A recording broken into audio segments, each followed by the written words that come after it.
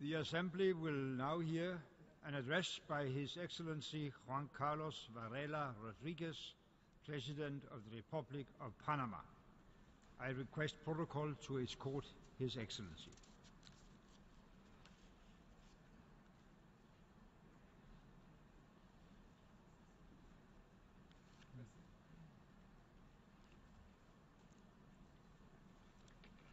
On behalf of the General Assembly, I have the honor to welcome to the United Nations His Excellency Juan Carlos Varela Rodriguez, President of the Republic of Panama, and invite him to address the Assembly.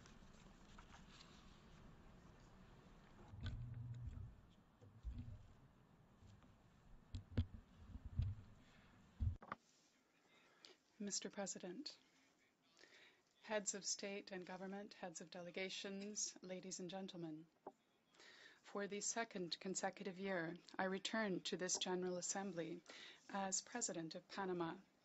I represent a people who are peaceful, who are robust, and who are noble. And on their behalf, I wish to pay tribute to you and also to greet you from this rostrum. I would also like to greet the rest of the inhabitants of this world. As the illustrious Panamanian Ricardo J. Alfaro participated in the International Conference of San Francisco, where the Charter of the United Nations was drafted in 1945, I am also appearing before this Assembly to ratify our commitment to human rights, peace, and international security.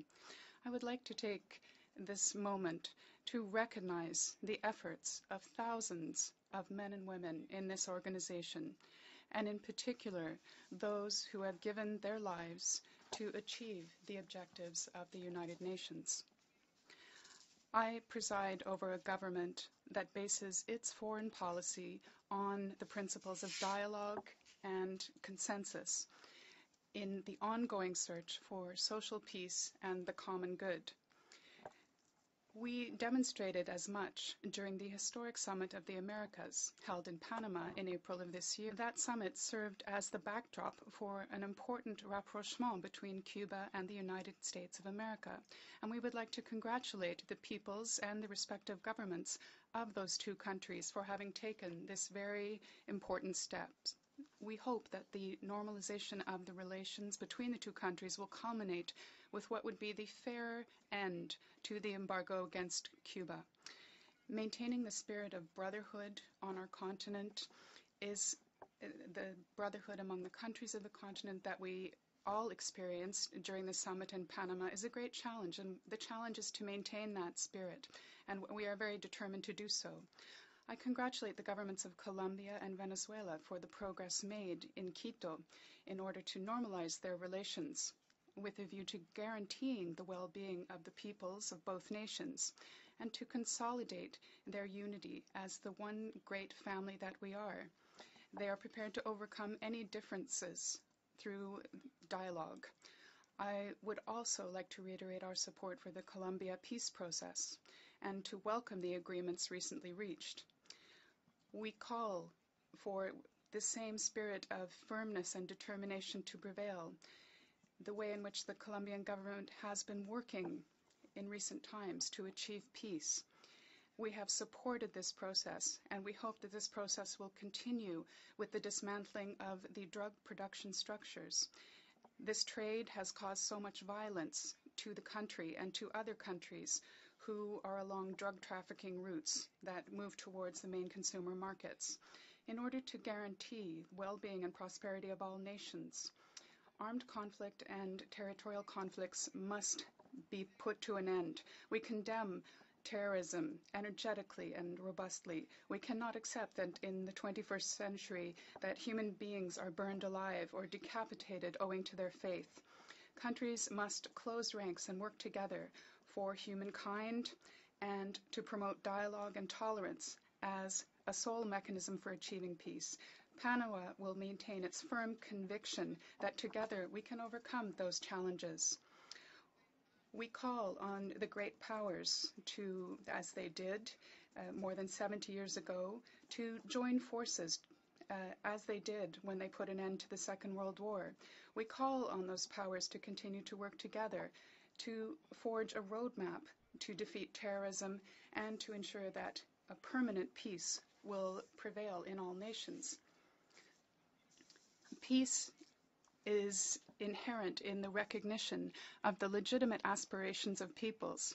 In this regard, and recognizing the aspiration of the Palestine nation to become a state, Panama would like to call for Israel and Palestine to reach an agreement that will allow for the coexistence of the Jewish state of Israel and the state of Palestine.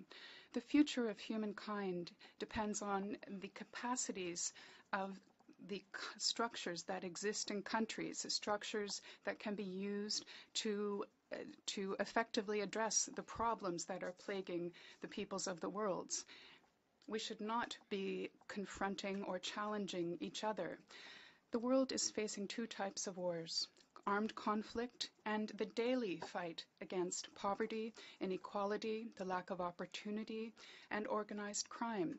Organized crime creates, along with these other issues, creates insecurity and violence in our neighborhoods. It makes many young people feel excluded, and they fall easy prey to organized crime networks, and they are also prey to terrorism and terrorist groups. Designing state policies to provide our young people with a better education, more opportunities, dignified employment, and to allow them to grow in their neighborhoods and communities feeling safe and having access to public infrastructure is a very important tool in combating these challenges. This is the task that is required of all of us, government, private sector, and society. In the era of telecommunications and social networks, Panama recognizes that the exchange of security and intelligence information among governments is key. The development of aerial connectivity and maritime connectivity cannot be put off any longer. Governments and security agencies need to be able to differentiate between a tourist, a person who is traveling on business, and those who are traveling for the purposes of organized crime. Panama is aware of its responsibility as a transit country, and it is developing a regional security center to fight crime in a more coordinated fashion and to support the countries of the region in that fight. Our country does not escape the phenomenon of irregular migration flows of human beings, people who are escaping war and looking for a better future. We ratify our commitment to treat them with dignity, to provide humanitarian assistance, and to take the relevant measures and to build necessary infrastructure to that end in our country. Panama has hundreds of migrants pass through our country each month, including Africans, Latin Americans, and others. They are leaving their families, their children, and they are traveling for up to a period of 2 years. And we ask them, why are you migrating? And one of them responded to me saying that I am only looking for a place in which there exists peace. Today, we have a commitment with migrants, to migrants, and similarly, we are going to be fighting this to effectively address this phenomenon as we are fighting together against Ebola, HIV/AIDS, and other diseases as well. We must continue to fight together to resolve the problems that cause our brothers and sisters to leave their homes and countries. I am convinced that we must work efficiently to fight inequalities, and we must look forward to better days in the future for humankind. And key to this is the honest administration of our country's resources, and they must be managed in such a way as to benefit our peoples. In a world where there is so much wealth, it is unjustifiable to have poverty affecting so many millions of people. Heads of state and our collaborators must understand that politics is essentially to provide service to others, to our societies, and we are temporary managers of goods that belong to our peoples and for which we must be held accountable. In today's world, women are the ones who suffer the most from inequalities, poverty, war, forced displacement owing to conflict, trafficking in human beings, and inequality in terms of their opportunities. Therefore, the role that heads of state and government and the United Nations can play is one in which we must defend and promote the rights and freedoms of women, and this is of extreme importance.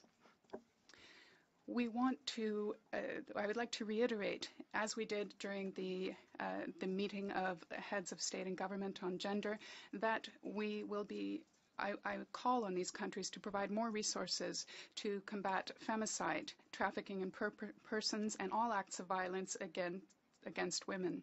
We are facing great challenges. We also have enormous opportunities to change course and ensure a better planet for future generations. In light of the upcoming summit on climate change, we call on all countries to reach a definitive, universal, and inclusive agreement that will enable us to jointly address the damage caused to our planet, which has been so severely affected by our unsustainable practices.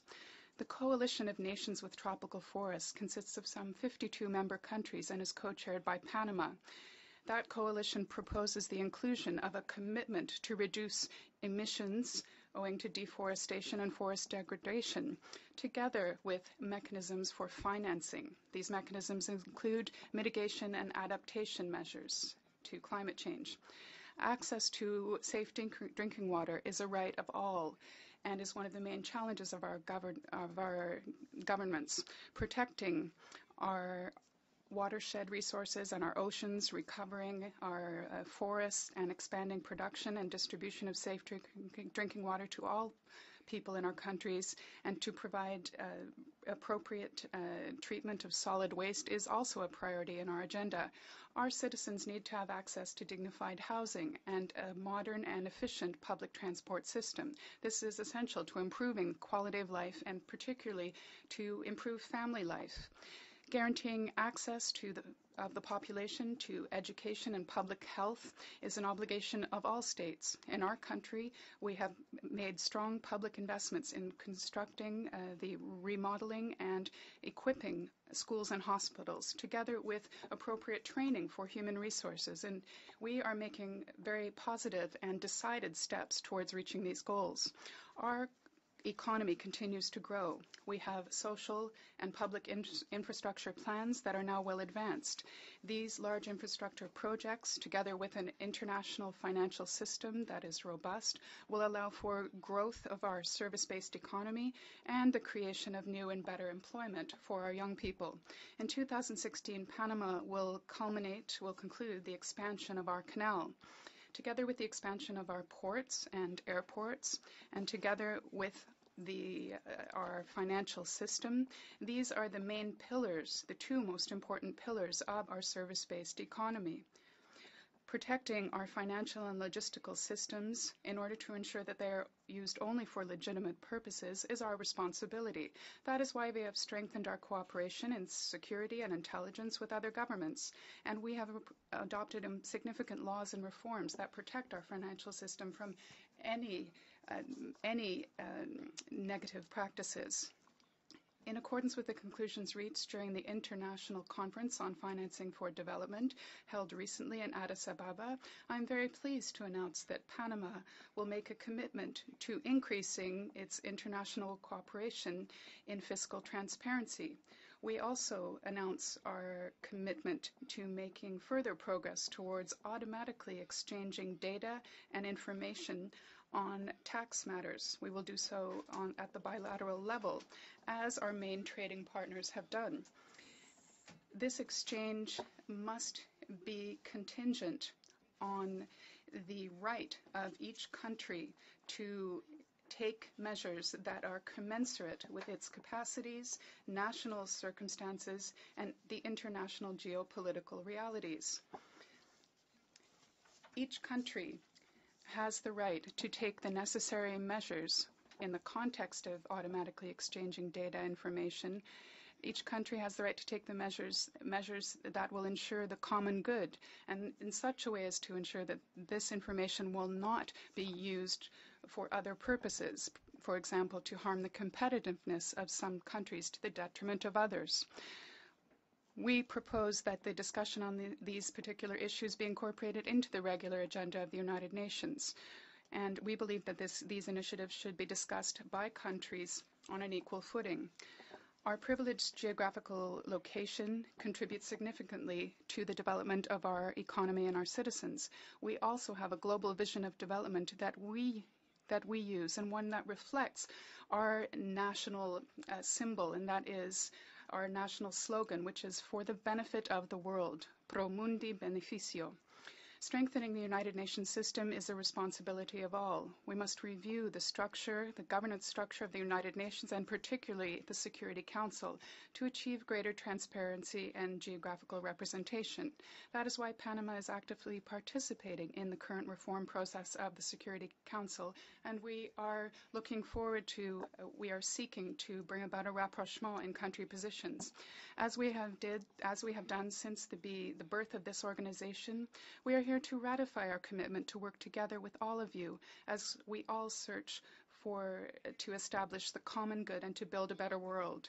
That is why from this same rostrum, the rostrum from which His Holiness Pope Francis made a call for millions of Catholics to support the United Nations, that is why today, on the 70th anniversary of this noble organization, as a head of state, I ratify the commitment of the Panamanian nation to put our service-based capacities, to ensure that our capacities are put at the service of the international community, and to work hand in hand with all of you so that we can move forward towards a world that is more just, more equitable, and which peace and dialogue will always prevail. I thank you.